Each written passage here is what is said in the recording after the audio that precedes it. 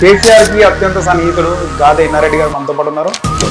TRS రజతోత్సవ సమావేశం అంటే party ఆవిర్భావ దినోత్సవం 25 ఏళ్ళు అయింది అంతేనా? అది రజతోత్సవ బీఆర్ఎస్ కాదు, రజతోత్సవ టీఆర్ఎస్ కాదు. అందుకనే కేసీఆర్ చాలా జాగ్రత్తగా ప్రజలు ఈ రోజు దేని గురించి మాట్లాడుకుంటారు, ఏ విషయాలను ఎక్కువ చర్చిస్తున్నారనే దాని మీదనే వాళ్ళు ఎక్కువ ఫోకస్ పెడతారు. సభకి జనాలు వచ్చినా కూడా సభ సక్సెస్ఫుల్ కాలేదని చాలా మంది మాట్లాడుతారు. ఇప్పుడు కూడా మనం ఒక ఉద్యమంలో ఉన్నప్పుడు మాట్లాడే భాషకి ప్రజలు స్వీకరించేదానికి చాలా తేడా ఉంది.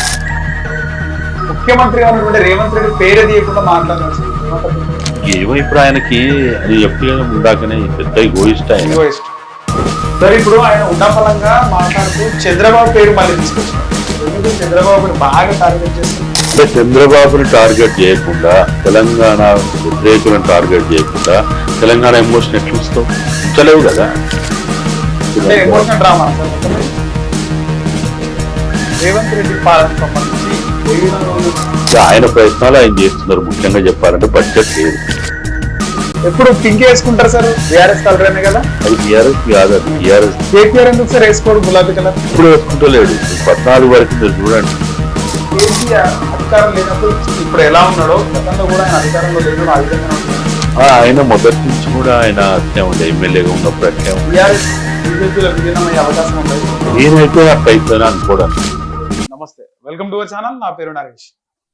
కేసీఆర్ కి అత్యంత సన్నిహితుడు గాదే ఇన్నారెడ్డి గారు మనతో పాటు ఉన్నారు. రీసెంట్ గా జరిగినటువంటి బీఆర్ఎస్ రజతోత్సవంలో ముఖ్యమంత్రి రేవంత్ రెడ్డి పేరు కూడా తీయలేదు కేసీఆర్. మాట్లాడదాం. కేసీఆర్ స్ట్రాటజీ ఏంది, కేసీఆర్ మైండ్ లో ఏముంది తెలుసుకుందాం. ఇన్నారెడ్డి గారు నమస్కారం. నమస్తే. ఎలా ఉన్నారు సార్? చాలా రోజుల తర్వాత మళ్ళీ మీతో ఇంటర్వ్యూ. ఎప్పుడు పింక్ వేసుకుంటారు సార్? ఏ ఇంటర్వ్యూకైనా పింక్ వేసుకుంటారు ఖచ్చితంగా. ఒక ఇంటర్వ్యూ కాదు, దాదాపుగా ఎప్పుడు కూడా అంటే మామూలు కార్యక్రమాల్లోనైనా, ప్రయాణంలోనైనా, లేకపోతే ఆశ్రమంలో ఉన్నా. ఎందుకు పింక్ అంటే ఎందుకు ఇష్టం? బీఆర్ఎస్ కలర్ అనే కదా, తెలంగాణ కలర్ అనేనా? అది బీఆర్ఎస్ కాదు, అది టీఆర్ఎస్ ది. బీఆర్ఎస్ కలర్ కూడా అదే కదా కావచ్చు. వాళ్ళు మార్చుకున్నారు, వాళ్ళు పెట్టుకున్నారు. టీఆర్ఎస్ కలర్ అనే వేసుకుంటారు. టీఆర్ఎస్ కలరు ఆ రోజు రూపొందించడానికి త్యాగాలతోటి రాష్ట్ర సాధన లక్ష్యాన్ని నెరవేర్చుకోవాలి. గులాబీ రంగులో, గులాబీ జెండాలో ఈ త్యాగానికి, తర్వాత సక్సెస్కి ప్రతీకగా ఉండేది గులాబీ అనే ఉద్దేశంతో ఆ రోజుల్లో ఆలోచన చేసి, ఎందుకంటే అప్పటికి 3-4 సార్లు రాష్ట్ర సాధన ఉద్యమాలు జరిగి, పోరాటాలు జరిగి, చాలా మంది అమరులయ్యి ఇవన్నీ ఉన్నాయి. కాబట్టి ఇప్పుడు చేయబోయేటువంటి రాష్ట్ర సాధన రాజకీయ పార్టీతో కూడిన ఏదైతే మన కార్యక్రమాలు ఉంటాయో దాన్ని లక్ష్య సాధన వైపు తీసుకురావడానికి మనకి త్యాగాలతో కూడిన రాష్ట్ర సాధన అంశం ఉంటే బాగుంటుంది అనే దాంతో మొదలు పెట్టడం జరిగింది. అది అనుకున్నట్టుగానే సరే, సుదీర్ఘకాలం జరగవచ్చు, 13 సంవత్సరాలు, లక్షలాది మంది, కోట్లాది మంది అనేక రూపాల్లో ఉద్యమాలు, పోరాటాలు చేయొచ్చు.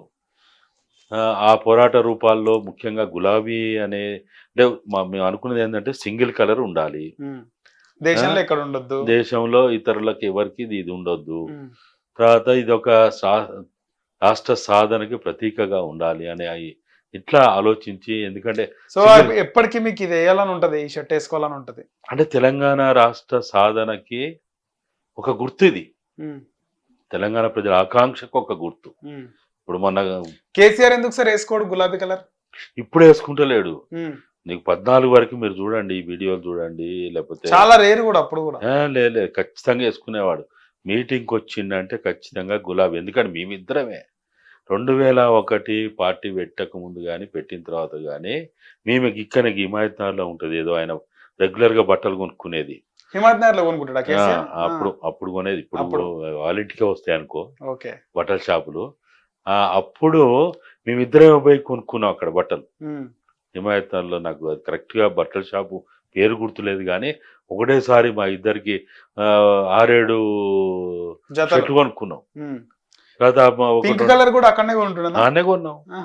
కేసీఆర్ వేసుకున్న బట్టలు కూడా అన్నే పింక్, అన్నే కొనుక్కున్నాం. ప్రతి ఎక్కడ మీటింగ్ పోయినా, ఏ బహిరంగ కార్యక్రమానికి పోయినా కానీ ఖచ్చితంగా ఆయన వేసుకునేది గులాబీ షర్ట్ వేసుకునేది, లేకపోతే గులాబీ షర్ట్తో పాటు గులాబీ కండ కూడా వేసుకునేది. ఇప్పుడు ఇక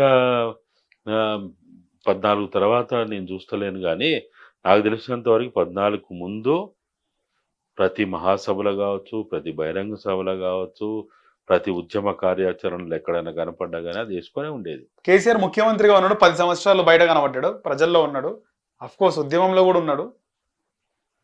కానీ బిల్లు పాస్ అయ్యే టైంలో ఆయన పార్లమెంట్లో లేడు అనేది అందరికి తెలిసిన విషయమే. విజయశాంతి ఒక్కతో ఉండనుకుంటా.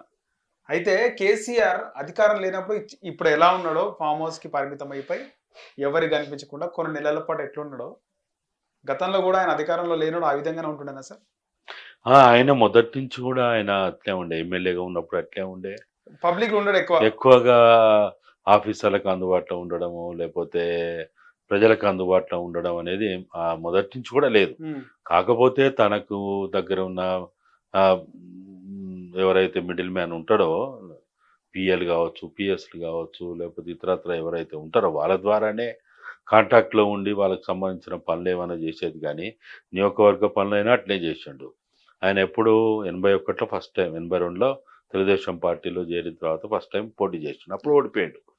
తర్వాత మళ్ళా ఎప్పుడైతే బై ఎలక్షన్ వచ్చిందో, ఏది నాదెండ్ల భాస్కరరావు ఎపిసోడ్ అయిపోయిన తర్వాత వచ్చిన బై ఎలక్షన్లలో మళ్ళీ ఆయనకి టికెట్ ఇచ్చిండు, గెలిచిండు. 84 చివరిలో గెలిచినప్పటి నుంచి 84, 89, మళ్ళీ 94, మళ్ళీ 99, మళ్ళా ఇక సరే మళ్ళా తర్వాత అంటే మళ్ళీ 2001లో బై ఎలక్షన్ పోయినాం అనుకో మేము, అది టీఆర్ఎస్ పార్టీ ఆవిర్భావం తర్వాత. ఈ మొత్తం క్రమంలో కూడా ఆయన ఈ విధమైనటువంటి ఆయన ప్రవర్తనే ఉండేది. ఆయనకెప్పుడు 87లో 88లో కరువు సహాయక మంత్రులుగా ఏదో అప్పుడు 2 జిల్లాలకు ఒకటి తీవ్రమైన కరువు వచ్చినప్పుడు ఎన్టీ రామారావు కరువు మంత్రిగా కానీ ఆ స్టేటస్ ఇచ్చిండు, ఇన్ఛార్జ్ మంత్రులు అన్నట్టు సహాయ మంత్రులు. అప్పుడు కూడా ఈయన ఏదో 2 జిల్లాలకు ఏదో ఉన్నాడు సహాయ మంత్రి. అట్లా కరువు కోసమే, ఓన్లీ కరువు నివారణ మంత్రులు అప్పుడు. దాని తర్వాత మళ్ళా సరే 89లో ఓడిపోయిండ్రు, ప్రభుత్వం కాంగ్రెస్ ప్రభుత్వం వచ్చింది. మళ్ళా 94లో మళ్ళా తిరిగి ఎన్టీ రామారావు ప్రభుత్వం మళ్ళీ వచ్చింది. మళ్ళీ వచ్చినప్పుడు కూడా మళ్ళీ సరే 1 ఇయర్కే మన చంద్రబాబు తిరుగుబాటు ఇదంతా జరిగింది కదా, వైస్రాయ్ ఎపిసోడ్ ఇదంతా అయిన తర్వాత మళ్ళీ ఆయన 97లో ఆయనకి రవాణా శాఖ మంత్రి ఇవ్వడం జరిగింది. 2 సంవత్సరాలు అట్లా చేసినాం. అప్పుడు కూడా ఆయన అధికారులందరూ కూడా, ప్రిన్సిపల్ సెక్రటరీతో సహా అందరు కూడా, ముఖ్యమైన శాఖ ఆర్టీసీ వాళ్ళు కూడా ఆయన సంగారెడ్డి గెస్ట్ హౌస్లో ఉంటే ఆడికే పోవాలి, లేకపోతే ఎక్కడ ఉంటే అక్కడికి పోవాల్సిందే. అట్లనే ఫైలు పట్టుకొని సంచులు మూటలు పట్టుకొని తిరిగేది వీళ్ళంతా. సరే 99 తర్వాత 99లో మళ్ళీ చంద్రబాబు తిరిగి రెండవసారి అధికారంలోకి వచ్చిన తర్వాత ఇక ఆయన క్యాస్ట్ ఈక్వేషన్ రీత్యా ఈయనకి ఇవ్వకుండా ఆయన ఇంకొక విజయరామారావుకి ఇచ్చాను. కావాలని ఇచ్చిండే సార్, నిజంగా క్యాస్ట్ ఈక్వేషన్ వచ్చింది అప్పుడు. ఆయనకి అప్పటికి ఒకటి ఈయన మీద అందరు అధికారులు కంప్లైంట్ చేశారు, కేసీఆర్ పైన పోలీస్ ఆఫీసర్లు కంప్లైంట్ చేసిండ్రు, అంటే ఐపీఎస్లు చేసిండ్రు, ఐఏఎస్లు చేసిండ్రు. ఈయన దొరికితే మాట్లాడితే మళ్ళీ రేపు రా అంటాడు, ఎల్లుండి రా అంటాడు, సంతకాలు పెడతాడు, పెండింగ్ పెడతాడు, రెస్పెక్ట్ చేయడు అని ఇట్లా అనేక రకాలుగా. అది ఆయన నైజం. మామూలుగా రెస్పెక్ట్ చేయడం అంటే ఇట్లా ఎదురుగా కలిసినప్పుడు మాత్రం కౌగలించుకుంటాడు, చాలా గొప్పగా ఆదరిస్తాడు, డైనింగ్ టేబుల్ దగ్గర తీసుకుపోతాడు, భోజనం వడ్డిస్తాడు, ఇవన్నీ చేస్తాడు, అన్ని ఆఫర్లు చేస్తాడు. తినే కాడ ఆఫర్ చేస్తాడు, తాగే కాడ ఆఫర్ చేస్తాడు, ఇంకా విందులు వినోదాలు ఇతరత్ర అంతా కూడా అక్కడ రెస్పెక్ట్ చేస్తాడు. కానీ ప్రతి వానికి ఏంటంటే ఒక సెల్ఫ్ రెస్పెక్ట్ అనేది ఉంటుంది. పోయి గంటలు కూర్చోబెట్టుకొని ఉత్తనే రూమ్లో ఉండి కూడా, ఉత్తనే గెస్ట్ హౌస్లో ఉండి కూడా ఏదో పనిలో ఉన్నట్టు బిజీగా ఉన్నట్టు చేస్తే బయట ఉన్నోనికి వానికి హర్ట్ అవుతారు కదా, చాలా హర్ట్ అవుతారు కదా. అట్లా ఆఫీసర్లు కూడా ఆయన మీద అప్పుడు కంప్లైంట్ చేసిందని చాలా మంది చెప్తారు, మీడియా వాళ్ళు కానీ వీళ్ళు కానీ చెప్పేది మాకు. సరే ఏది ఏమైనా మొత్తానికైతే ఆయనకి ఇయ్యలే క్యాస్ట్ ఈక్వేషన్, లేకపోతే ఆయనకు సంబంధించిన ప్రవర్తన అట్టు ఉండడం వల్లనో అప్పుడైతే మొత్తానికి ఈయనకు అవకాశం రాలేదు. తర్వాత మళ్ళీ ఏదో కొద్ది రోజులకి డిప్యూటీ స్పీకర్ అనేది ఇచ్చాను 99 ఎన్నికల తర్వాత. ఎన్నికల తర్వాత. మంత్రి పదవి ఇవ్వకుండా ఆయనైతే చాలా గొప్పగా నాకు అవకాశం దక్కుతుంది, నేను నెంబర్ 2 అవుతా, లేకపోతే టాప్ 5లో నేను ఒకరిని అవుతా, ఇట్లా దేవేందర్ గౌడ్ లాగా అట్లా అనుకున్నాడా? అనుకొని ఊహించుకున్నాని చెప్తారు వాళ్ళు.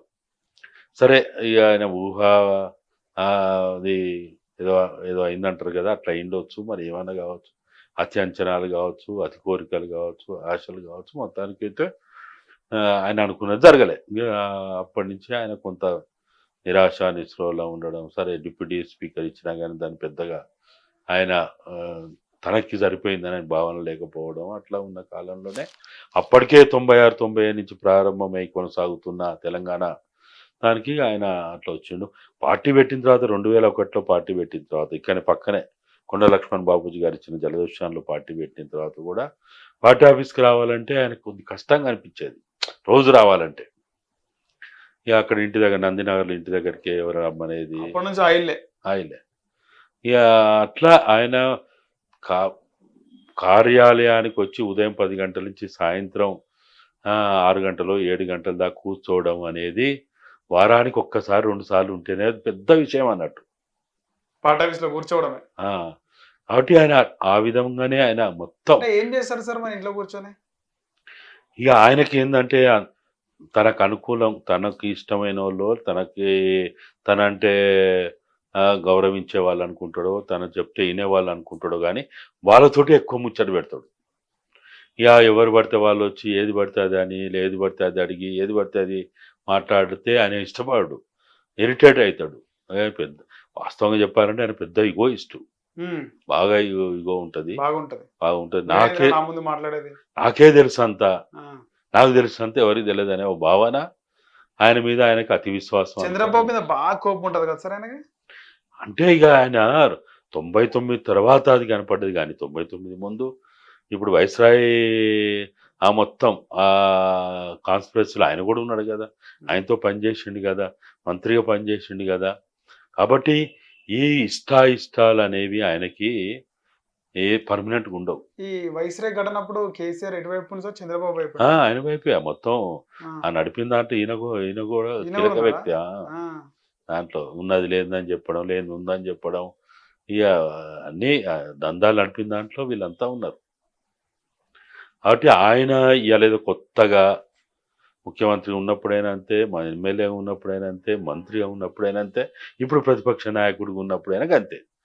ఆయన రెగ్యులర్గా అంటే మామూలు అందరు పొలిటీషియన్ లెక్క కార్యాలయానికి రావడము, లేకపోతే ప్రజలను కలవడము, ఈ అర్జీలు తీసుకోవడము, ఇవన్నీ ఆయనకి ఏమవసరం? ప్రజల పట్ల ఎట్లుండే సార్? ప్రజలకు గరీబులకు న్యాయం చేయాలా, పేదవాళ్ళకి సాయం చేయాలా అని ఉంటుండదా?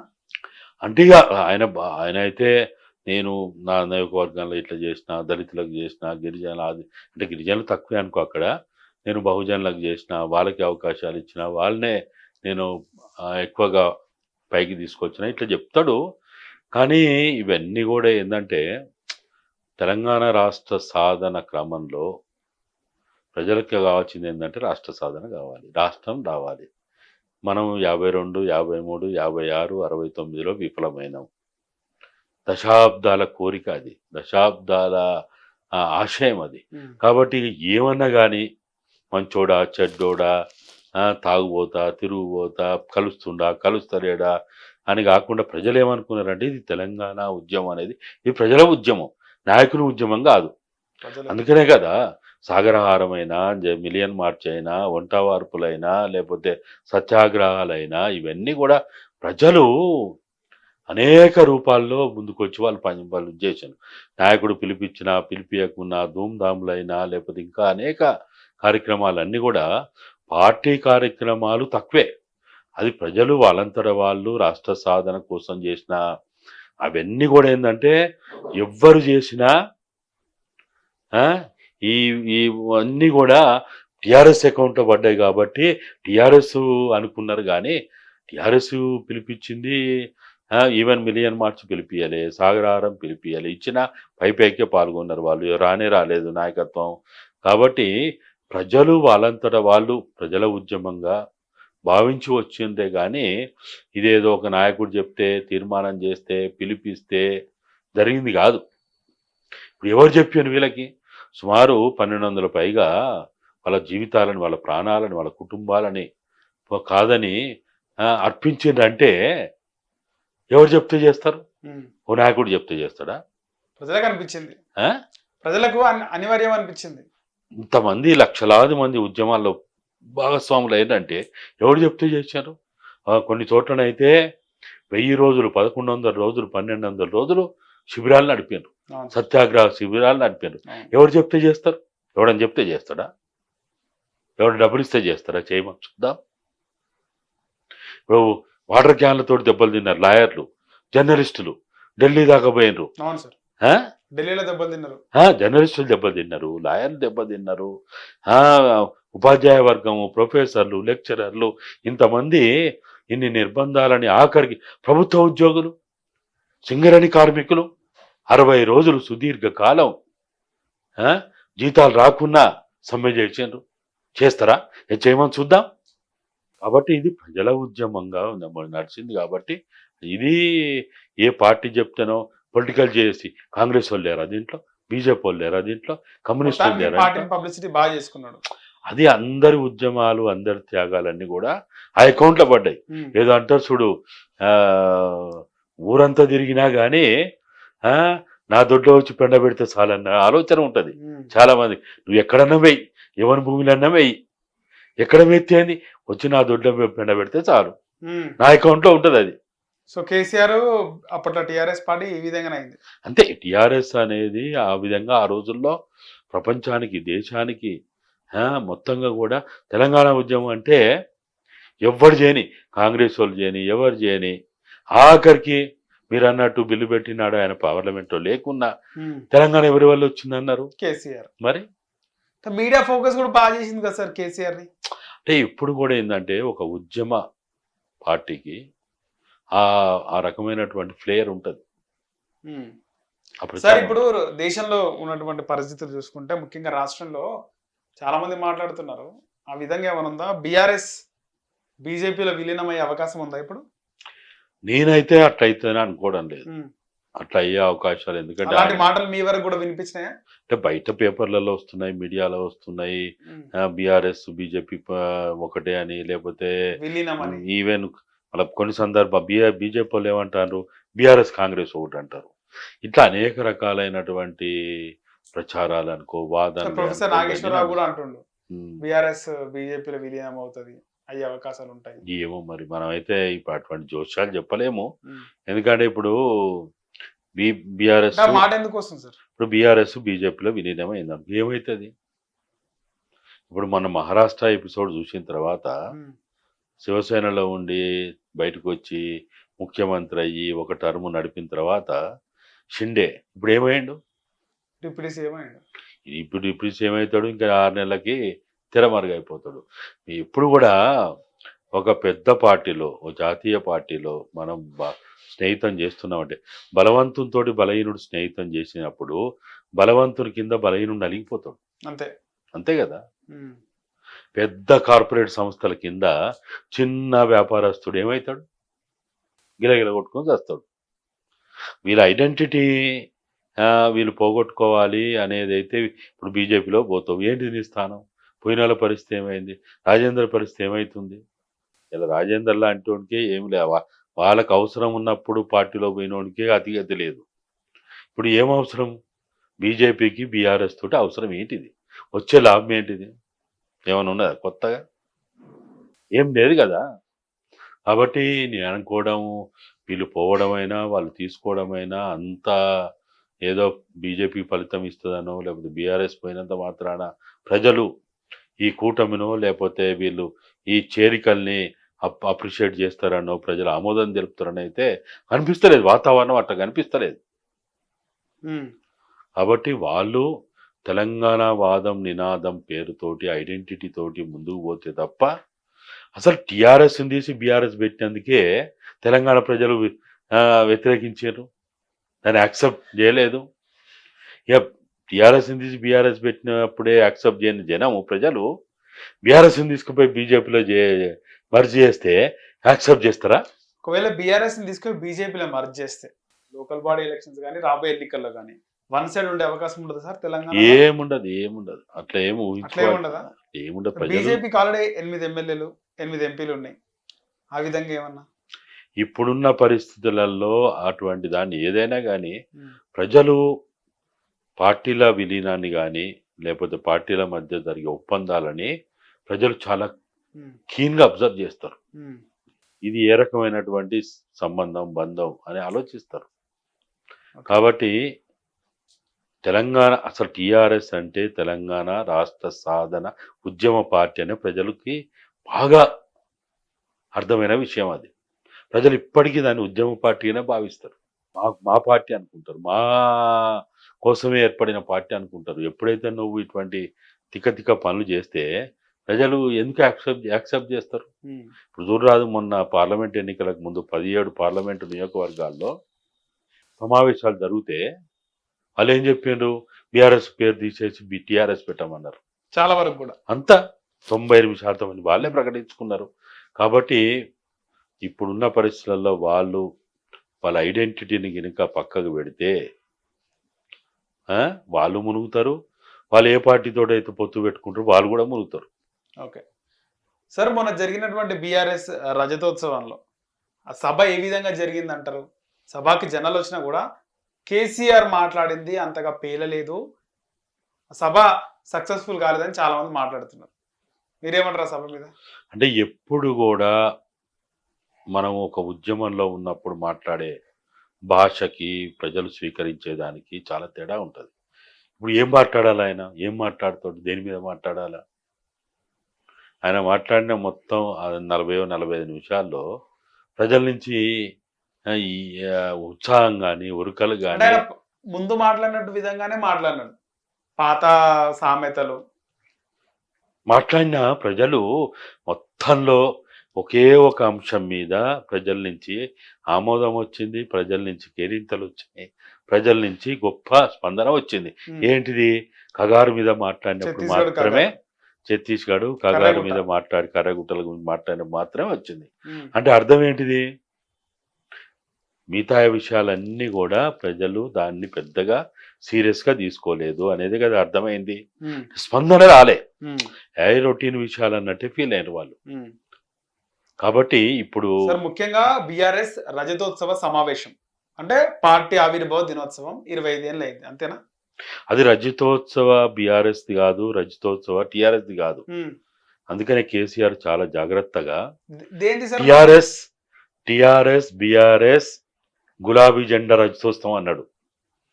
ఎందుకు? టిఆర్ఎస్ 25 ఏళ్ళు లేదు, బీఆర్ఎస్ 25 ఏళ్ళు లేదు, ఉన్నదేంటిది ఒక్క గులాబీ జెండానే ఉన్నది. అందుకనే ఆయన చాలా జాగ్రత్తగా టిఆర్ఎస్ ఎక్కడున్నది? 2022 అయిపోయింది కదా దాని పని. ఓకే ఓకే ఓకే మరి ఎట్లుంటది? ఎట్లా రజతోత్సవం అవుతుంది? ఎట్లా రజతోత్సవం అవుతుంది? కాబట్టి ఆయన చాలా జాగ్రత్తగా ఇటువంటి వాటిని కౌంట్ కూడా రాదు కదా సార్. 2001 పార్టీ పెట్టిండు, ఇది 2025, 24 సంవత్సరాలు అవుతాయి కదా సార్.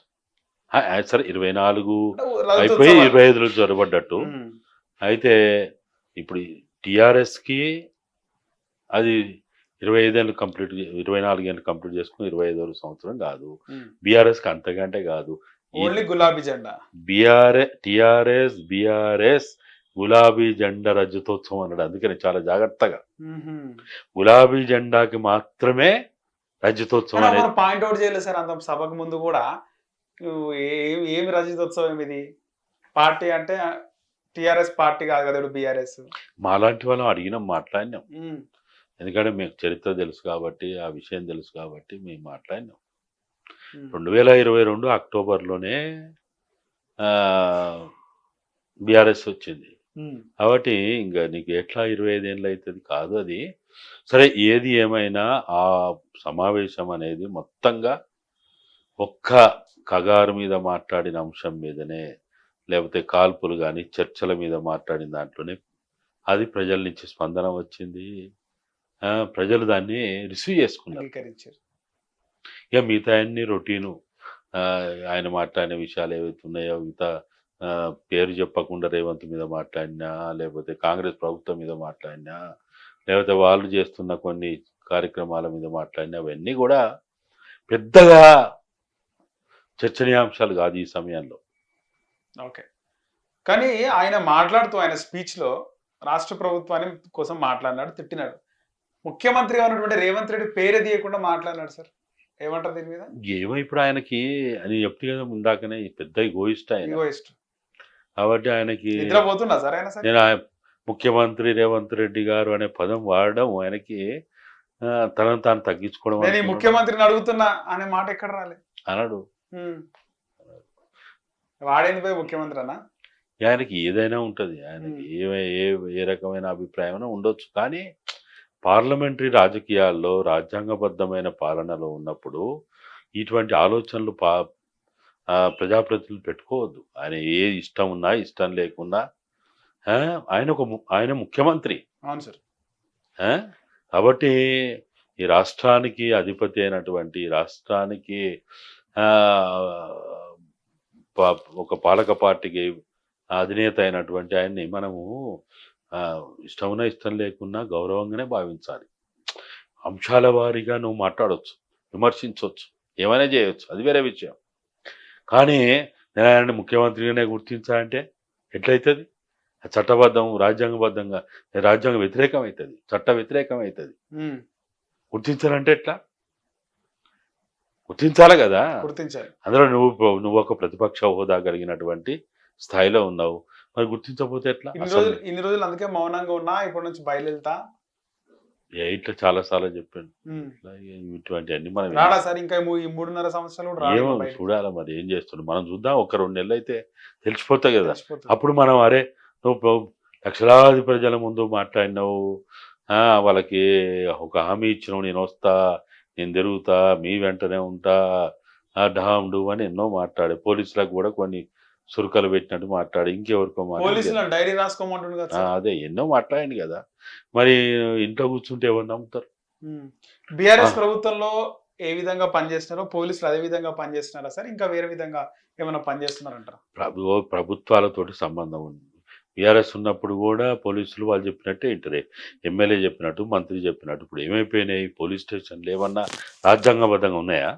ఉత్తరే పెట్టుకుంటారు అక్కడ అంబేద్కర్ బొమ్మ, గాంధీ బొమ్మ పెట్టుకుంటారు కానీ, లేకపోతే రాజ్యాంగం పుస్తకాన్ని టేబుల్ మీద పెట్టుకుంటారు కానీ, ఏ పోలీస్ స్టేషన్ అయినా ఏ పోలీస్ అధికారి అయినా రాజ్యాంగబద్ధంగా పనిచేస్తాడా? లేకపోతే ఏ ప్రభుత్వ ఉద్యోగి అయినా అది రెవెన్యూ కావచ్చు, లేకపోతే ఇంకా వేరే ఏదైనా కావచ్చు, పనిచేస్తాడా? ఎమ్మెల్యేలు చెప్తే, మంత్రులు చెప్తే, పాలక పార్టీ చెప్తే అది చేస్తాడు. ఈవెన్ ప్రతిపక్షమోడు మాజీగా ఉన్న ఎమ్మెల్యే వచ్చినా, మాజీ మంత్రి వచ్చినా ఆ రోజుకి ఆ నిమిషాన్ని లెక్క చేయరు. కాబట్టి ఇంకా పోలీసులు వాళ్ళ పాత్ర అనేది వాళ్ళ రాజ్యాంగబద్ధంగా లేదు, లేకనే కదా ఈ బాధ అంతా. అది రాజ్యాంగబద్ధంగా ఉంటే ఈ సమస్యలు ఎందుకు? కాబట్టి ఆయన పోలీసులకి అదే ఇటువంటి చురుకలు పెట్టి, భయపెట్టి, బ్లాక్మెయిల్ చేసి ఏదో వాళ్ళ మాట నెగ్గించుకోవడానికి చేసే ప్రయత్నంలో వాళ్ళకి ఏదో చేసిండు. కానీ ఎక్కడ వింటారు? ఎవడు వింటారా? ఇప్పుడున్న పరిస్థితులలో కేసీఆర్ ఆయన ఇచ్చిన మాట ప్రకారం ఏది కగారు మీద ఆయన ఉత్తరం రాస్తా అన్నది కానీ, లేకపోతే జనంలో వస్తా, తిరుగుతా, జనం వెంట ఉంటా అని ఏదైతే మాట్లాడిండో అది కనుక ఆచరణలో పెడితే మంచి ఫలితాలు వస్తాయి, గొప్ప ఫలితాలు వస్తాయి. అది నువ్వు ఏ పార్టీలో మర్జీ కావాల్సిన అవసరం కూడా లేదు. ప్రజలు ఆదరిస్తారు, అభిమానిస్తారు. కానీ మళ్ళా ఇదే ఏదో నేనేదో చెప్పినా కానీ నా దారి నాదే అంటే ప్రజలు ఇక పెద్దగా తీసుకోరు దీన్ని. సరే, ఇప్పుడు ఆయన ఉన్నపలంగా మాట్లాడుతూ చంద్రబాబు పేరు మళ్ళీ తీసుకొచ్చినాడు. చంద్రబాబు అట్లా చేసిండు, ఇట్లా చేసిండు తెలంగాణకి. ఎందుకు సార్ చంద్రబాబుని బాగా టార్గెట్ చేస్తారు? అంటే చంద్రబాబుని టార్గెట్ చేయకుండా, తెలంగాణ వ్యతిరేకులను టార్గెట్ చేయకుండా తెలంగాణ ఎమోషన్ ఎట్లా ఉంచలేవు కదా. తెలంగాణ సెంటిమెంట్, తెలంగాణ సెంటిమెంట్ కావచ్చు, తెలంగాణ ఎమోషన్స్ అంతే కదా. అంటే ఇప్పుడు రేవంత్ రెడ్డి చంద్రబాబు శిష్యుడే, రేవంత్ రెడ్డి చంద్రబాబుతో మంచిగా ఉంటాడు, చంద్రబాబుని తిడితే ఇక్కడ మైనస్ అవుతుంది, ఆయనకు ప్లస్ అవుతుంది, అంతేనా? అంతే కదా. నీకు నీ శత్రువుని తిట్టకుండా నీ శత్రువు ఆయన శత్రువు ఎవడనుకుంటుండే ఇప్పుడు ప్రజలైనా కానీ వాళ్ళు ఇప్పుడు రేవంత్ని తిడితే ప్రజలు అంత పెద్దగా స్వీకరించరు. చంద్రబాబుని తిడితే ప్రజలు రిసీవ్ చేసుకుంటారు. తెలంగాణ వ్యతిరేకులని, తెలంగాణ ప్రాంతాన్ని నాశనం చేస్తున్న వాళ్ళు ఎవరినైనా సరే మాట్లాడినప్పుడు దానికి ఉండే రెస్పాన్స్ వేరే ఉంటుంది. ఉందా సార్ రెస్పాన్స్? ఉంటుంది ఉంటుంది, ఖచ్చితంగా ఉంటుంది. ఇప్పుడు కగారు మీద మాట్లాడుతూ చూడరాదు ఎంత పెద్ద రెస్పాన్స్ వచ్చింది. లక్షలాది మంది వాళ్ళ స్పందన చూసినాం కదా. కాబట్టి ఖచ్చితంగా ఉంటుంది, దాంట్లో ఏమనుమానం. అది భారత ప్రభుత్వం మీద, కేంద్ర ప్రభుత్వం మీద మాట్లాడింది కాబట్టి అది ఉంది. అంటే చంద్రబాబు మీద మాట్లాడితే కూడా ఖచ్చితంగా ఉంటుంది, ఉండదనే ఏం లేదు. సార్ ఆపరేషన్ కగారు ఏంది సార్? అసలుకి కేంద్ర ప్రభుత్వం చేస్తున్న పనులు ఏంది? ఎందుకు ఆ విధంగా వాళ్ళు తవ్వకాలు చేపడుతున్నారు, చంపుతున్నారు? అంటే కేంద్ర ప్రభుత్వం ఏదైతే ఈరోజు కగారు పేరుతో చేస్తున్నది అది రాజ్యాంగ వ్యతిరేకమైంది, చట్ట వ్యతిరేకమైంది, ప్రజాస్వామ్య వ్యతిరేకమైంది. కాబట్టి మాలాంటి వాళ్ళందరం మేము ఏమంటున్నామంటే, మీరు ఇటువంటి ముహూర్తాలు పెట్టి, డెడ్ లైన్లు పెట్టి, చంపుతాం, నరుకుతాం, అది చేస్తాం, ఇది చేస్తామని మాట్లాడితే దానివల్ల ఏమీ ఫలితం ఉండదు. పోగా ప్రపంచ దేశాలు, ప్రపంచ మానవాళి ఈ తల్లి తన బిడ్డని చంపినప్పుడు ఎట్లనైతే విస్తుపోతుందో, అసలు ఊహించని పరిస్థితిగా భావిస్తారో, ఇప్పుడు కూడా భారత ప్రభుత్వం తన బిడ్డల్ని, తన భారతీయుల్ని, తన పౌరుల్ని చంపుతా ఉంటే ప్రపంచమంతా నివ్వరబోతున్నది. ఎవరైనా కానీ తన భూభాగంలో తన ప్రజల మీద యుద్ధం చేస్తారా? ఏడన్నా జరిగిందా? అది జరుగుతుందా అట్లా? కాబట్టి ఏమంటున్నామంటే, మనం ఇప్పుడు అందరూ కూడా వాళ్ళు భారతీయులు, వాళ్ళు భారతమాత బిడ్డలు, వాళ్ళకి భారతదేశ సంపదను కాపాడినోళ్ళు వాళ్ళు మూలవాసులు. భారతదేశంలో ఉన్న 12 షెడ్యూళ్లలో 5వ షెడ్యూల్కి సంబంధించిన భూభాగంలో ఉన్న ప్రజలు వాళ్ళు. కాబట్టి వాళ్ళ మీద ఇంత పగేందుకు, ఇంత కక్ష సాధింపేందుకు? వాళ్ళని చంపాల్సిన అవసరం ఏంటిది? వాళ్ళు అడుగుతున్న న్యాయసమ్మతమైన డిమాండ్లు ఏంటియో ఆలోచించవచ్చు కదా, వాటిని చర్చించవచ్చు కదా, వాటిని పరిష్కరించడానికి ప్రయత్నాలు చేయొచ్చు కదా. ఒకవేళ ఆ సమస్యలు పరిష్కరించడానికి బడ్జెట్ లేకపోతేనో, లేకపోతే ఇంకా అనుకూల పరిస్థితులు లేకపోతేనో ప్రజలను ఒప్పించాలి, మెప్పించాలి. అంతేగాని భారత రాజ్యాంగంలో ఉన్న 5వ షెడ్యూల్ ప్రకారము ఉన్నటువంటి ఆ భూభాగంలో ఉన్న ప్రజలని, ఆదివాసీలని, ఆ దండకారణ్యంలో ఉన్న ప్రజల్ని ఎట్లా ఒప్పించాలి, మెప్పించాలని ఆలోచన చేయకపోతే ఎట్లా? ఇంకొకటి, ఇప్పుడు అసలు ఈ చర్చల పరంపర అనేది ఇవాళ ఇది ఇప్పుడుది కాదు. ఇది 2022-23లోనే బీజేపీ ఛత్తీస్గఢ్ రాష్ట్రానికి సంబంధించిన వాళ్ళ శాఖ, బీజేపీ శాఖ, వాళ్ళు ఎన్నికల మేనిఫెస్టోలో పెట్టి, మేము మా ప్రభుత్వం వస్తే మేము ఆదివాసీలతో చర్చిస్తాము, ఆదివాసీలకు అండదండగా ఉన్న మావోయిస్టులతోటి చర్చిస్తాము అని వాళ్ళే ప్రకటించారు. మా మేనిఫెస్టోలో పెట్టిండ్రు, బహిరంగ ప్రకటనలు చేసిండ్రు. ఇదే అమిత్ షా గారు, ఇదే మోడీ గారు ఛత్తీస్గఢ్ ఎన్నికల ప్రచారంలో ఏదైతే 23 నవంబర్లో ఎన్నికలు జరిగినాయి కదా, అక్కడ నవంబర్ 7, నవంబర్ 17 2 విడతలుగా అక్కడ పోలింగ్ జరిగింది. దానికి ముందు జరిగిన అనేక బహిరంగ సభల్లో వాళ్ళు ఈ విషయాలే చెప్పిండ్రు. ఈ విషయాలు చెప్పడం వల్లనే ఆ పూర్వ బస్తర్ జిల్లా అంటారు, ఆ పూర్వ బస్తర్ జిల్లా ఇప్పుడు 6 జిల్లాలు అయింది. ఏది బస్తరు, కాంకేరు, సుకుమా, బీజాపూరు, దంతెవాడ, నారాయణపూర్, ఇట్లా ఏదైతే అయిందో ఆ జిల్లాల్లో మొత్తం 12 అసెంబ్లీ నియోజకవర్గాలు ఉంటాయి. ఈ 12 అసెంబ్లీ నియోజకవర్గాల్లో గతంలో వాళ్ళకి ఒకే ఒక ఎమ్మెల్యే ఉండే. అయితే వాళ్ళు ఎప్పుడైతే ఈ మేనిఫెస్టోలో పెట్టి ఇవన్నీ చేయడం వల్ల వాళ్ళకి అక్కడ 8 మంది గెలిచారు. 8 మంది బీజేపీ ఎమ్మెల్యేలు గెలిచారు. అసలు ఆ 8 మంది కనుక అక్కడ గెలవకపోతే ఇవాళ అక్కడ వాళ్ళ ప్రభుత్వం లేదు. ఆదివాసీ ప్రాంతాల్లో బస్తరు జిల్లాగా చెప్పబడే ఈ ప్రాంతాల్లో 12 మంది ఎమ్మెల్యేలలో 8 మంది కనుక గెలవకపోతే వాళ్ళ ప్రభుత్వం లేదు. అదే మన కాంగ్రెస్ కనుక గెలిచుంటే మళ్ళీ కాంగ్రెస్ ప్రభుత్వం వచ్చేది. అంటే ప్రజలు మీరు చెప్పినటువంటి ఈ చర్చల పైన వాళ్ళు నమ్మకంతో విశ్వాసంతో ప్రజలు మీకు పట్టం కడితే మిమ్మల్ని ఎన్నుకుంటే నమ్మించి మోసం చేస్తారా? నమ్మక ద్రోహం చేస్తారా? ఇవాళ ఆదివాసీ సంఘాలు, వాళ్ళకి అండదండగా ఉన్న మావోయిస్ట్ పార్టీ చంపుకునే పోతున్నారు కదా సార్, చంపుకుంటే పోతున్నారు. చంపుకుండా పోతున్నారు. అరే కాల్పుల విరమణ చెయ్యి, కాల్పుల విరమణ ప్రకటించు.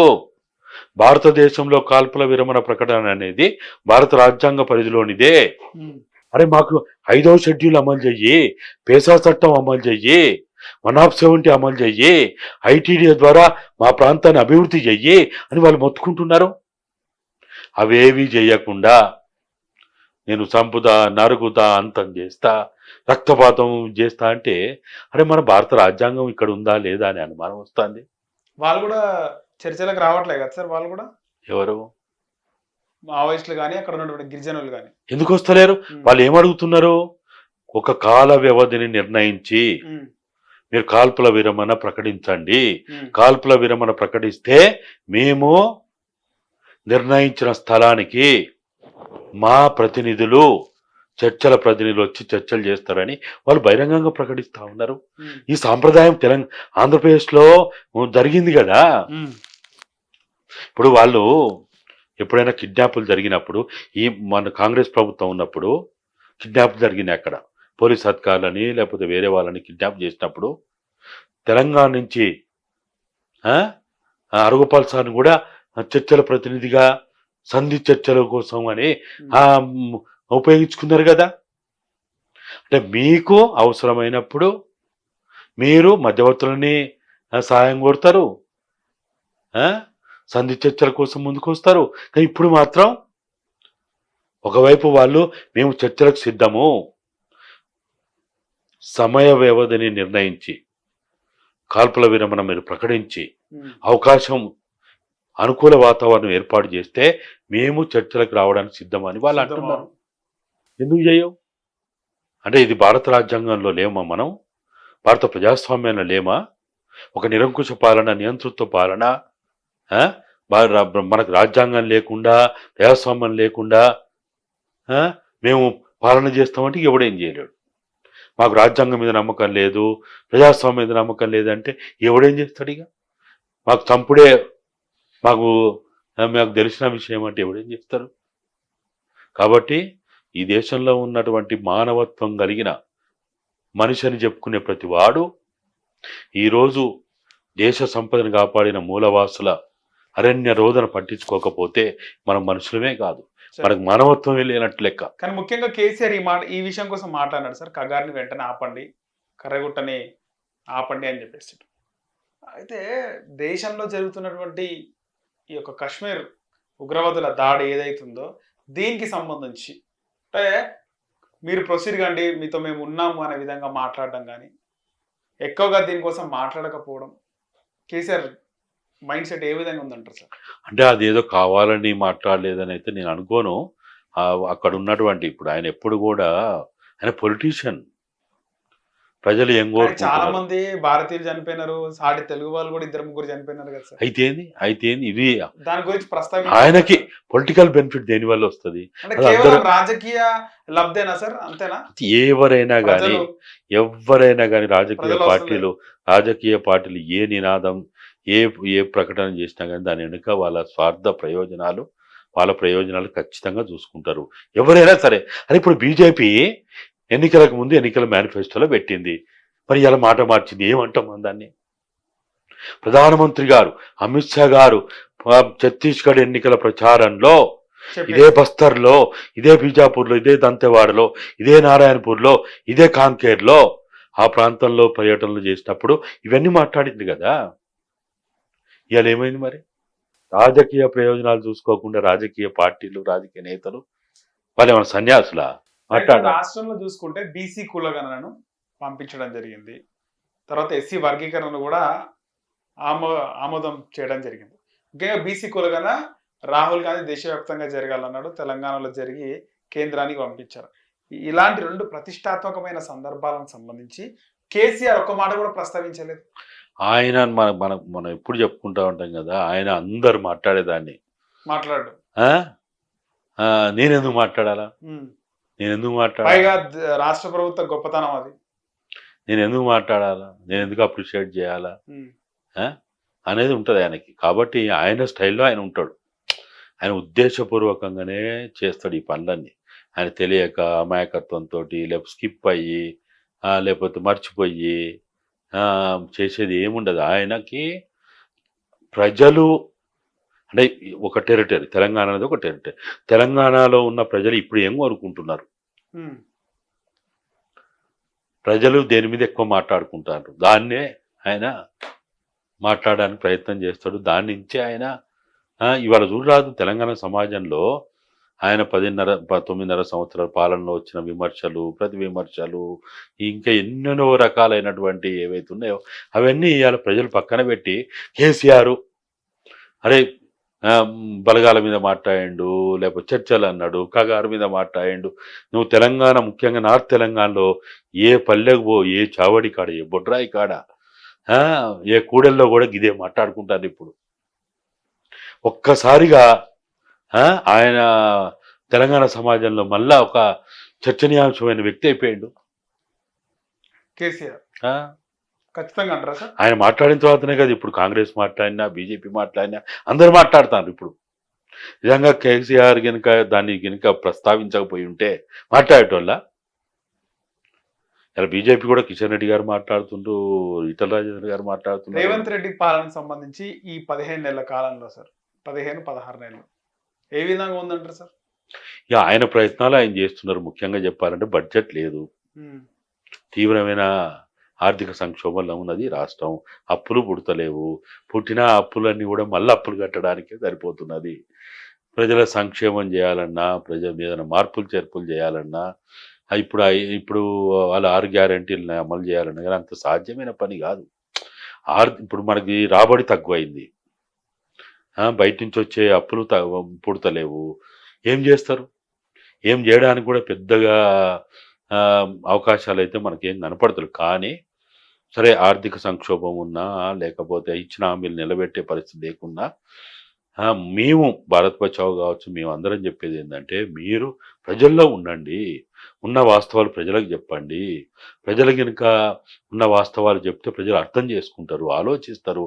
కానీ అట్లా కాకుండా ముఖం చాటేస్తేనో, లేకపోతే ప్రజలకు అందుబాటులో లేకపోతేనో, ప్రజలు కనీసం వాళ్ళు వచ్చి కలవడానికి ప్రయత్నం చేస్తే కలవకపోతేనో, ఇప్పుడు వాళ్ళు చేసే కొన్ని పనులను కూడా వాళ్ళు చెప్పుకోలేకపోతున్నారు. ఎమ్మెల్యేలు పోతలేరు ఊర్లలోకి, గ్రామాల్లోకి, లేకపోతే మంత్రులు పోతలేరు, సరి అయిన వాళ్ళు ప్రజలు తిరుగుతలేరు. ఇప్పుడు కొంత చేసిండ్రు, ఇప్పుడు ఏది రైతు రుణమాఫీ ఏదో చేసిండ్రు, తర్వాత ఏదో మహిళలకి ఉచిత ప్రయాణ వసతి ఏదో చేసిండ్రు, తర్వాత వాళ్ళు ప్రతిష్టాత్మకమైనటువంటి కులగణన ఏదో చేసిండు. ఇట్లా కొన్ని ఏదో చేసిండు, కానీ చేస్తే చెప్పుకోవడానికి కూడా వాళ్ళకి పెద్దగా చేసుకొని చెప్పుకోవడం ఏంది అంటే వాళ్ళకి వాళ్ళ ఎమ్మెల్యేలు కావచ్చు, ఆ పార్టీ కావచ్చు, వాళ్ళ సోయిలు లేరు, చేసేది కూడా చెప్పుకోలేకపోతున్నారు. అంతేగా ఇప్పుడు చూసినాం కదా మనం దగ్గర ఎన్ని 17,000 కోట్లు 20,000 కోట్లు ఏదో ఇచ్చారు కదా, మాఫీ జరిగింది కదా. ఏమైంది? ఏం చెప్పుకోగలుగుతారు? ఇప్పుడు ఎట్లా సార్, అక్కడ తీసుకున్న వాళ్ళ దాంట్లో అందరూ కాంగ్రెస్ పార్టీ, రేవంత్ రెడ్డికి సంబంధించిన వాళ్ళు, లైక్ చేసే వాళ్ళు, అభిమానించే వాళ్ళు ఉంటారు, అన్ని రకాల ప్రజలు ఉంటారు. బీఆర్ఎస్, బీజేపీ వాళ్ళు చెప్పారు కదా సార్ బయటకు వచ్చి. అదే వాళ్ళు చెప్పుకోరు. నువ్వు పార్టీ తరపు నువ్వేం చేస్తున్నావు, నీ పార్టీ ఏది? ఇప్పుడు ఇక్కడ ఏమైపోయిందంటే సోషల్ మీడియా ఫెయిల్ అయిందంటారా? అంటే ప్రభుత్వం ఏదో కింద మీద పడుతున్న వాళ్ళలో అనైక్యత ఉన్నది. పార్టీలో పెద్ద ఆ స్థాయిలో ప్రచారం చేసి పబ్లిక్ని చూరగొనే నాయకత్వం లేకపోవడం, అంతా బిజీ అయిపోయాను. ఇప్పుడు 10 ఏళ్ళు వాళ్ళు అదే ప్రభుత్వానికి దూరంగా ఉన్నారు కదా. ఇక ఇప్పుడు ప్రభుత్వం వచ్చిన తర్వాత అన్ని చదువుకోవడమే సరిపోతుంది, వాళ్ళ వ్యక్తిగత పనులకి సరిపోయింది. ముఖ్యమంత్రి కూడా సొంతంగా ఇమేజ్ వస్తలేదు. ఇక్కడ ఎట్లా వస్తుంది? రాదు కదా, కష్టం. అది అంత ఈజీ కాదు. ఏదో ఒక రోజు మాట్లాడి 2 రోజులు మాట్లాడి మీడియా ముందు మాట్లాడితే రాదు. అది నిరంతరం ప్రజల్లో ఉండాలా, ప్రజల్లో కష్ట సుఖాల్లో ఉండాలా, ప్రజల యొక్క సమస్యలు అడ్రస్ చేయగలగాల. ఉంటే అప్పుడు ఇప్పుడు నీ ఇంటికి నా ఇల్లు ఎంత దూరము, నా ఇంటికి నీ ఇల్లు అంతే దూరం. అంతే సార్. నువ్వు నన్ను పట్టించుకోకపోతే నేను నిన్ను ఎందుకు పట్టించుకోవాలా? కాబట్టి ఈ సమస్యకి పరిష్కారం అంటే కాంగ్రెస్ పార్టీ వాళ్ళు ప్రజల్లోకి పోవాలి, ప్రజల్లో నిరంతరం ఆ సమస్యలని పరిష్కారం అనేది సెకండరీ. వినాలే కదా అసలు. సమస్యను విన్నవాడు ఎవడు అసలు? ఇంటలేరు. ఇన్న తర్వాత పరిష్కరిస్తావా లేదని తర్వాత విషయం. కాబట్టి కాంగ్రెస్ పార్టీ ఇప్పుడు ఈ రాష్ట్రంలో వాళ్ళు ప్రజలు చాలా ఆశతోటి నమ్మకంతో కాంగ్రెస్ ప్రభుత్వాన్ని తెచ్చుకున్నారు. దాని తగ్గ స్థాయిలో వాళ్ళు కనుక పాలన చేస్తే ప్రజలు ఖచ్చితంగా ఆదరిస్తారు. చూడాలి మరి ఏంది. మనకి ఇంకా ఇప్పుడు వాళ్ళు వచ్చి మీరు అన్నట్టు 15 నెలలు 16 నెలలు అయింది. ఇంకొక 6 నెలలు 1 year అయితే మనకి పూర్తిగా ఇక నీళ్ళకి నీళ్లు పాలకు పాలు తెలిసిపోతాయి. సార్ ఉన్నపలంగా ఇండియా కనుక వార్ ప్రకటిస్తే ఇది జరిగే పరిణామాల్లో ఎట్లుంటుంది సార్ పాకిస్తాన్ పరిస్థితి ఏంటంటారు? అంటే ఈ ప్రపంచంలో ఇప్పుడు ఏ దేశమైనా కానీ ఇండియా వైపు పాకిస్తాన్ వైపు ప్రపంచ దేశాలు ప్రపంచంలో ఉన్న పేరు అగ్రరాజ్యం అనే పేరు లేకున్నా కానీ బలమైన శక్తిని కలిగిన దేశాలు ఎవరో ఒక వైపు పోతున్నారు.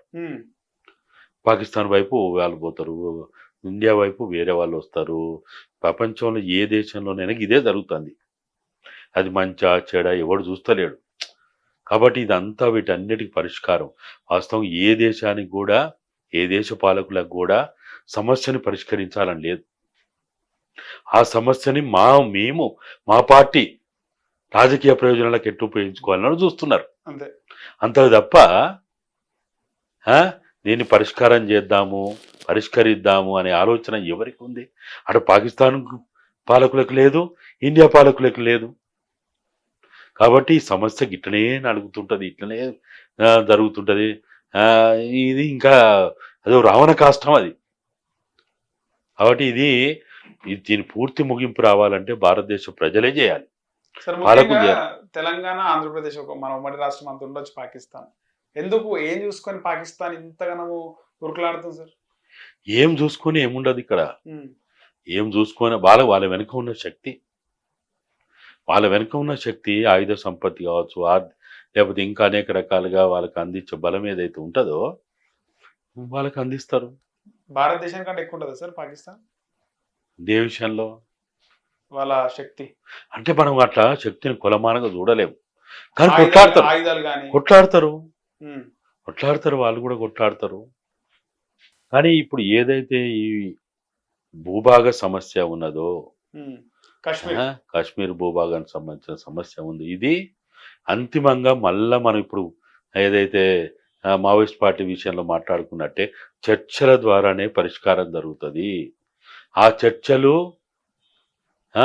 స్వార్థ ప్రయోజనాలతోటి ముడిపెట్టకుండా ఉంటేనే పరిష్కారం జరుగుతుంది.